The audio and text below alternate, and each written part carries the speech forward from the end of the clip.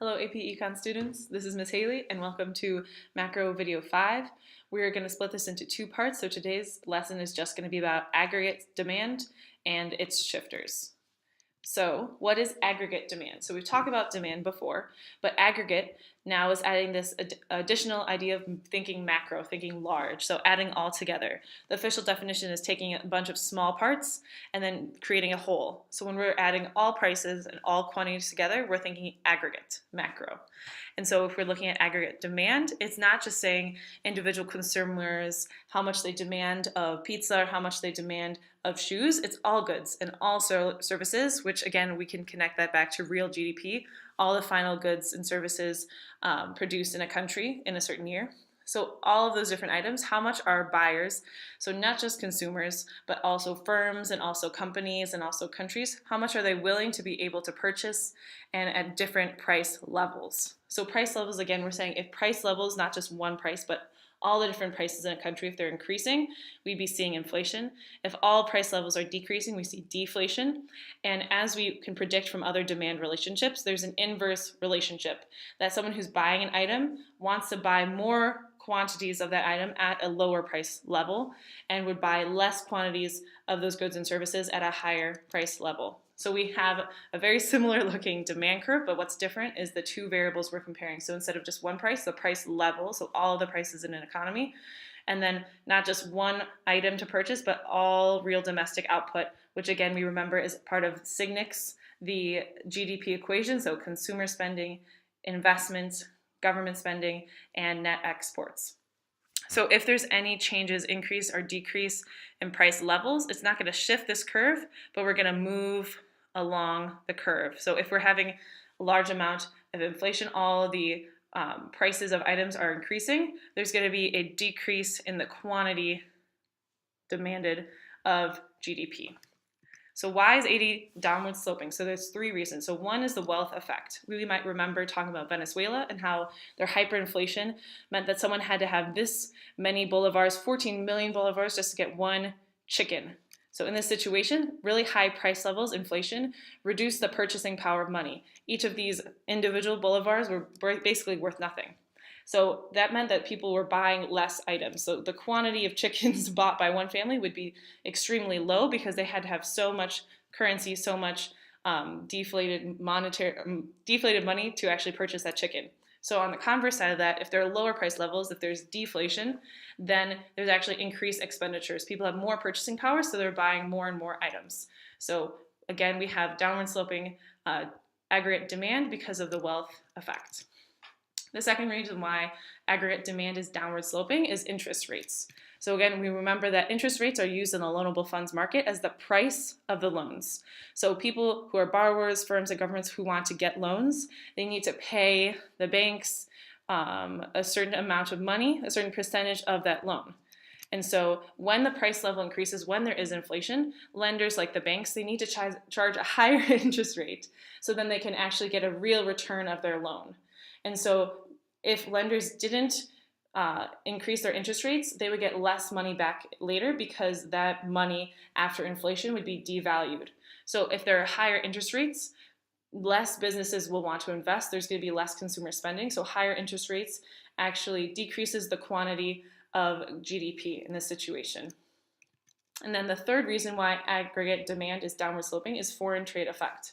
So if Jordan's price level rises, so that means that all the prices in Jordan are higher, that means that less people will want to buy the goods from Jordan. So the quantity of net exports is going to decrease. And if that quantity is decreasing and Jordanians are buying more foreign goods, so the quantity of goods that Jordanians want from Jordan is decreasing, we're again going to see that decrease in quantity demanded and an increase in price level. So all of these three together, again, give us this downward sloping aggregate demand curve. There are also situations where we see a shift of aggregate demand, and it has to do back to this GDP SIGNIX equation. So the shifters of aggregate demand are not just a change in price level, again, not a change in inflation, but now a change in any of these specific consumer spending, investment spending, government spending, or net exports. So let's see how that happens in action. Again, it would shift it to the right or to the left. If there's an increase of any of these items, it shifts to the right, and decrease of any of these items shift to the left. So change in consumer spending, again, that's the C of SIGNIX. So that could happen if people somehow have more income, maybe all their real wages increase. Now they have more money to spend on items. They're going to increase their consumer spending, shift to the right. If consumer expectations change, that people think that in the future there's going to be a recession, so they might be laid off, they might not have a job, might not have money. So again, in the now, currently, they're going to start spending more. These last two, household indebtedness, that means if people have increased their consumer debt, increased their credit card statements, increased their mortgages, they don't have as much disposable income. They don't have as much money to just go out and spend, so there can be a shift to the left of aggregate demand.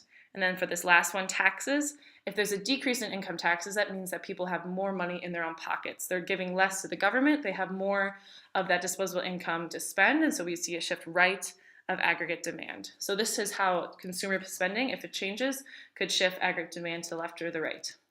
Now with investment spending, this connects right back to what we talked about when we were discussing the loanable funds market. So future business expectations, if we're saying my startup has a great idea, I think people are really going to latch on, we are going to have great profits in the future. If future expectations are high, then we might see an increase of aggregate demand because those companies would be spending money on investment, buying more capital, really building up their company for what future profit they will gain. Productivity and technology. Remember when we were talking in class about how if computers are increasing production, then companies will want to take out those loans. So not just seeing a shift to the right of the loanable funds market, if there's increased productivity and technology, more companies will be spending money buying those robots or buying those computers, and so we see a shift right of aggregate demand because the increase in investment spending.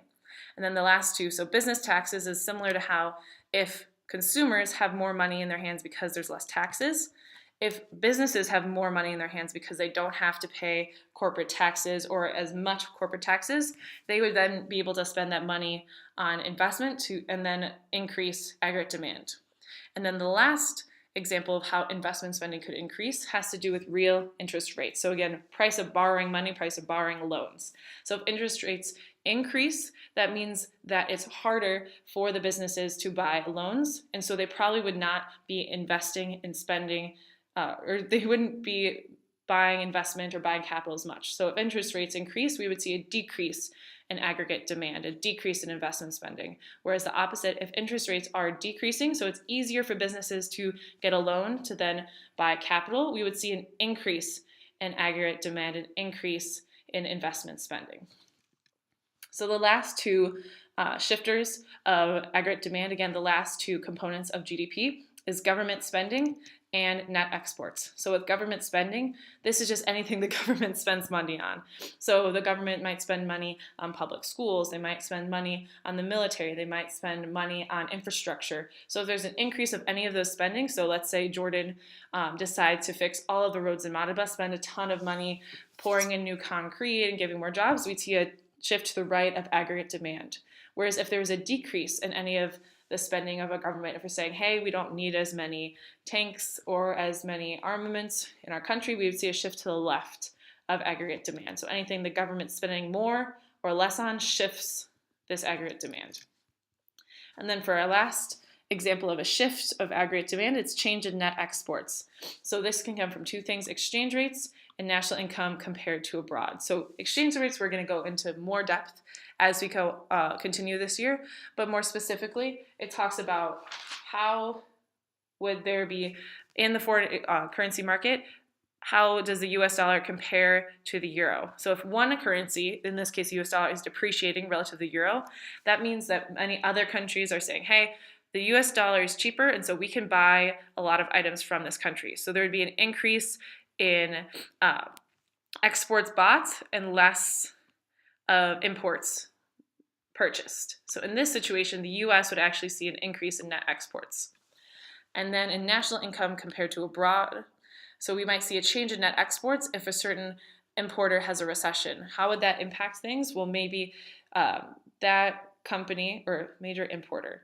So we're saying that Jordan used to always get items from Venezuela, but then they go through a recession. And so they don't have as many items to produce, and so Jordan isn't able to buy those items, and so they might start having a more positive net export because all these negative values before from the imports are not occurring as much, and they're instead relying on their own items. Or if the US has a recession, we're looking at US's net exports.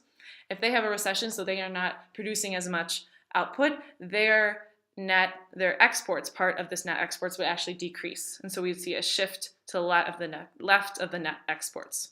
So thank you all for tuning into today's video, looking at shifters of aggregate demand, as well as why aggregate demand is downward sloping. And then overall thinking about what is aggregate demand, how is it different than regular old demand. Thank you all and have a great